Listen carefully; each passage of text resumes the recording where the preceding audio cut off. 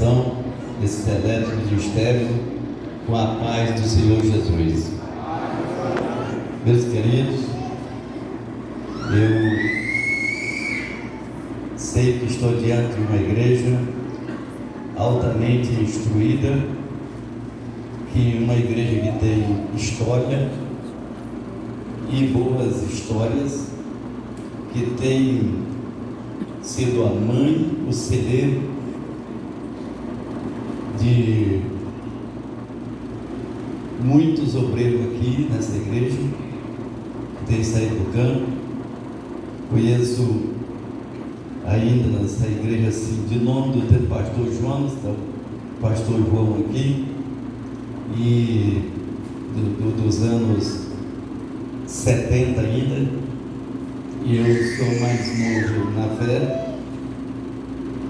Eu aceitei Jesus no começo dos anos 80, mas dirijo igreja desde 87, que comecei a dirigir congregação, mas dirigir culto eu tinha poucos dias de crente, porque eu leio a Bíblia desde 1970. Eu comecei a ler a Bíblia e frequentar a igreja desde 70. Primeira vez que eu fui numa igreja, eu tinha 17 anos na época, mas reconheço que estou diante de uma igreja altamente culta, que tem vasta experiência para dar e emprestar. O pastor Arnaldo é um grande líder e tem feito um grande trabalho. Se vê, para ver esse trabalho não precisa de ninguém falar.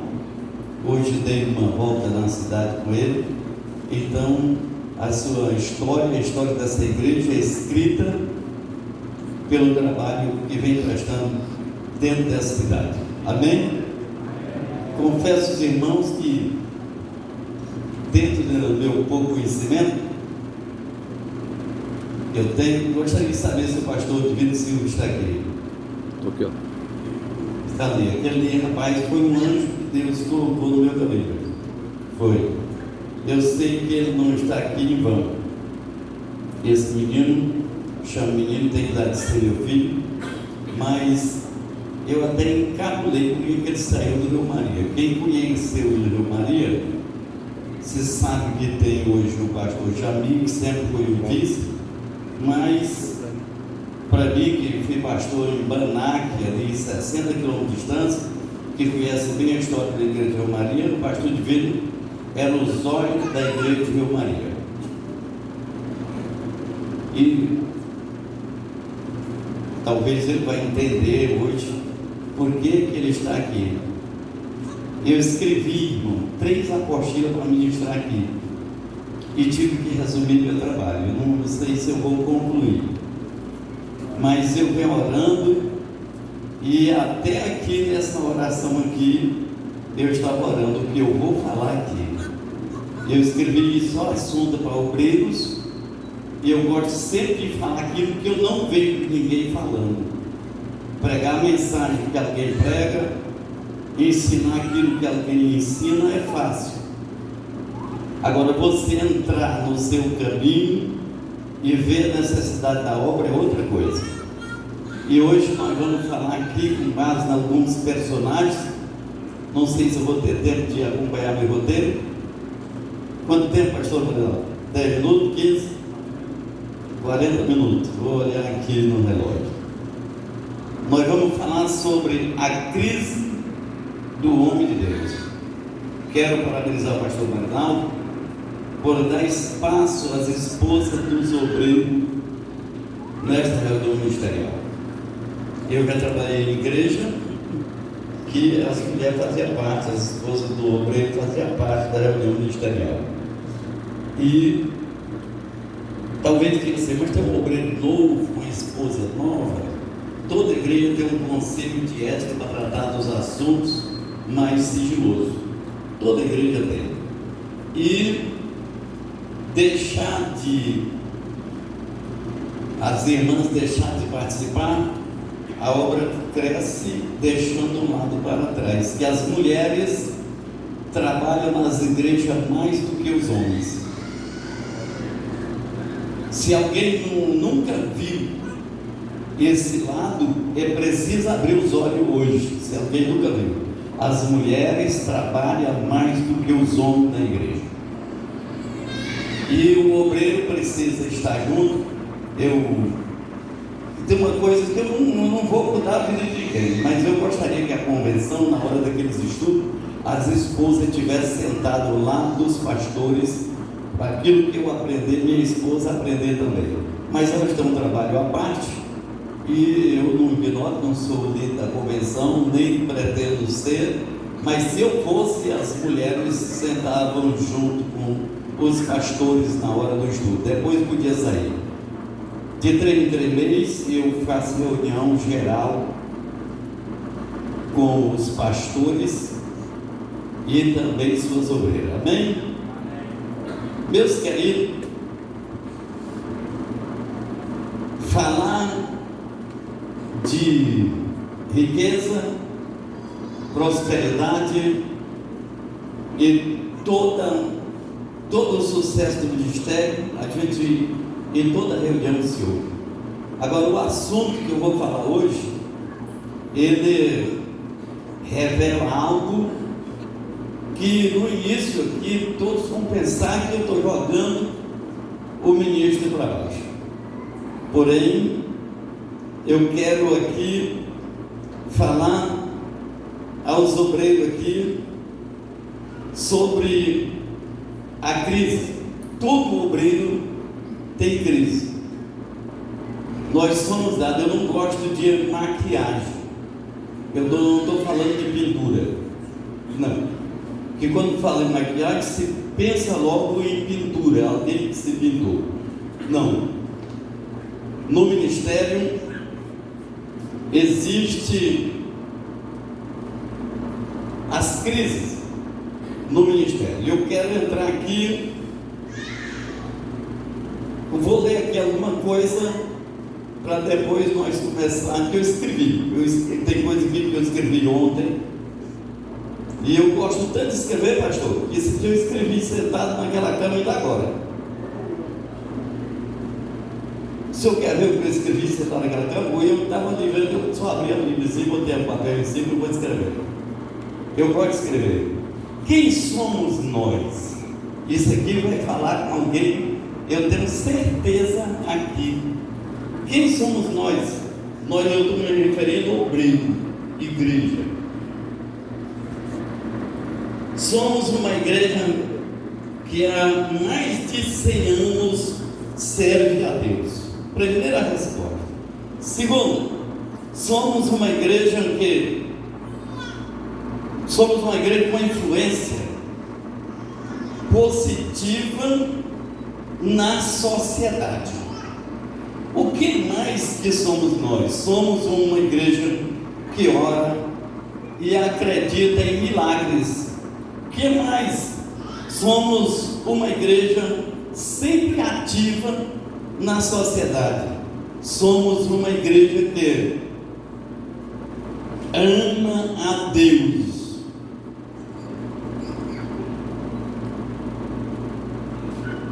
Talvez tem igreja que não ama a Deus, tem com o nome de igreja. E eu poderia parar por aqui, mas eu quero ler mais essa frase. Aqui tem muita coisa. Isso aqui forma qualquer coisa. Somos uma igreja com o melhor sistema de ensino, que é a escola bíblica dominical. Quem não participa da escola dominical não aprendeu como é bíblico.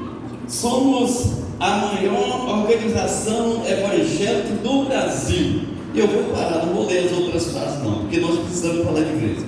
E para falar de crise, eu quero ler alguma coisa, observando que a ocorrência de crise não está ligada a maior ou menor maturidade do obreiro. Ou seja, você não enfrenta a crise necessariamente porque é imaturo ou faltoso, ou sua vida espiritual não é levado a sério. Porque tem crente que leva a sério a vida espiritual, e outros às vezes não levam tão a sério. Então não vem em Cristo porque alguém é imaturo. Vejamos Paulo, o grande apóstolo, que ele não escapa à experiência de todo homem de Deus viveu momentos de crise. Por exemplo, vamos lá, vamos ver aqui. Paulo sofreu com o espinho na carne, e cada obreiro tem um espinho na carne. Qual é o seu? Pastor João, tem problema na minha vida e na sua que o senhor nunca falou da sua esposa, e não tem amigo que você fala. Na sua vida, na minha e de qualquer obreiro, existe coisa na vida da gente que você gostaria de se defender daquilo que você nunca falou para ninguém, a não ser para Deus. E aquilo pega a gente, e você às vezes fica pensando assim: que espinho na carne era de Paulo? A doença, os vergões dos açoites. Qual era o espinho na carne de Paulo? Vamos lá. Paulo sofreu com a falta de amor e reconhecimento de seus irmãos em Corinto. Talvez o obreiro na igreja, ele gostaria de ver alguém valorizando ele. Tem obreiro que ele quer elogio, que ele quer que alguém elogie ele. E às vezes o pastor até fala do nome dele, mas ele não se sente ainda,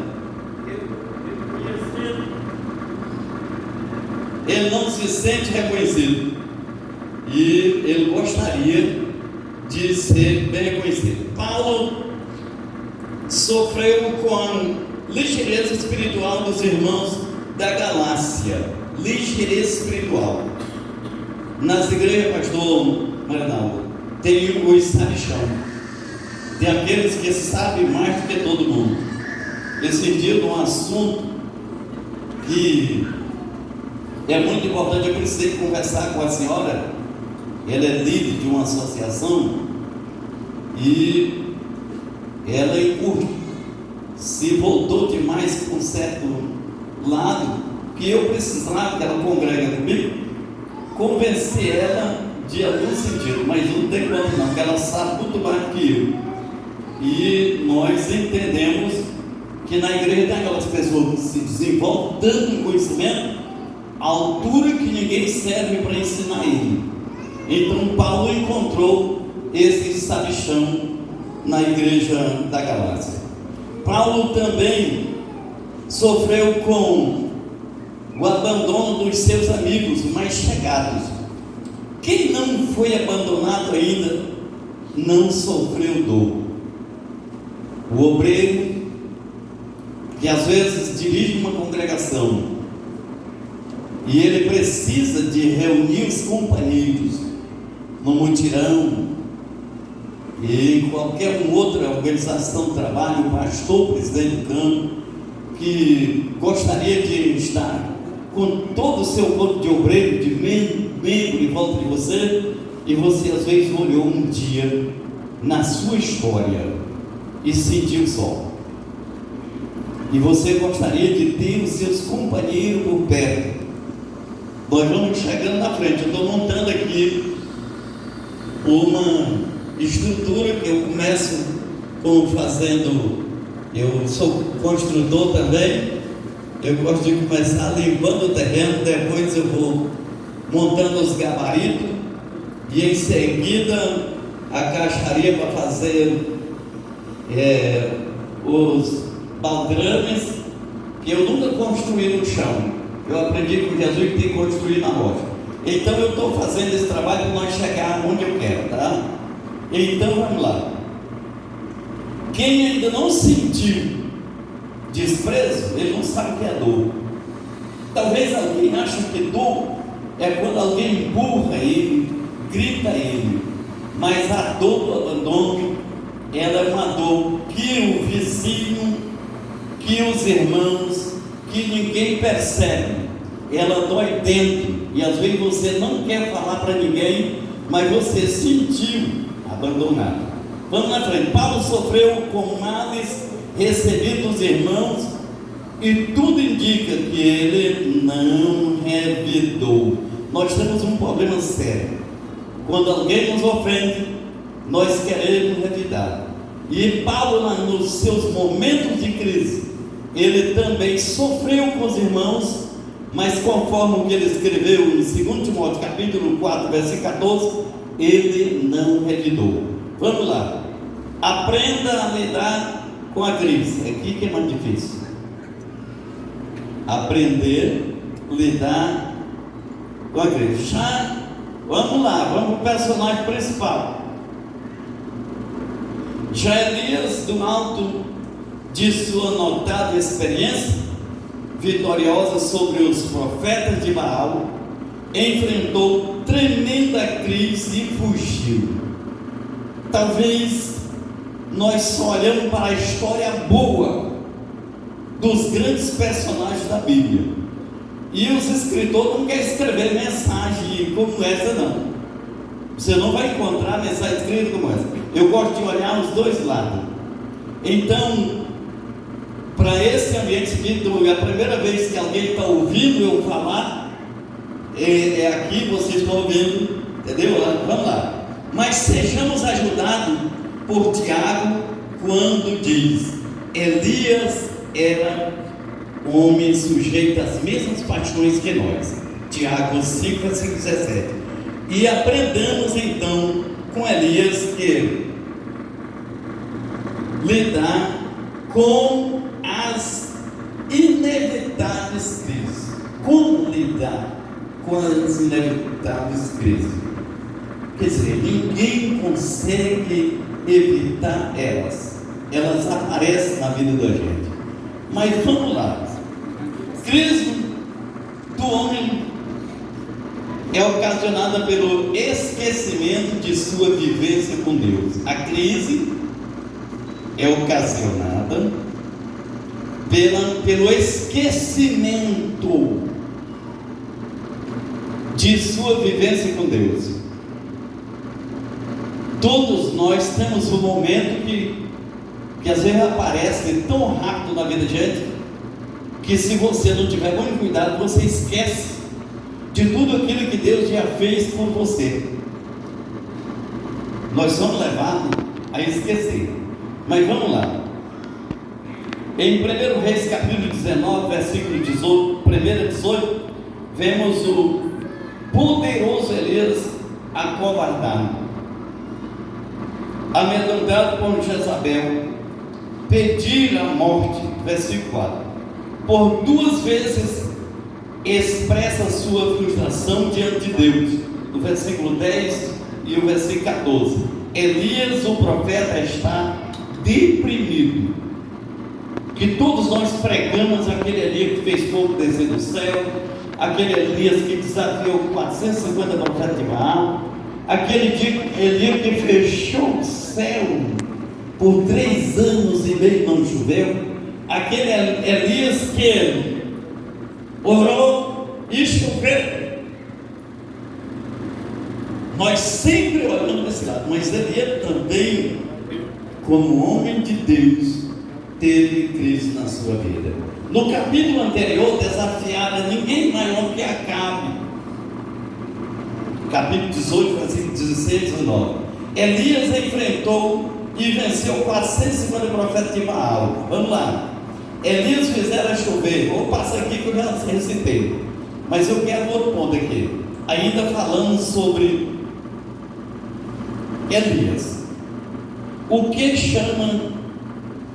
chama crise na vida do homem de Deus? O que nós pensamos, imaginamos que é uma crise do homem de Deus?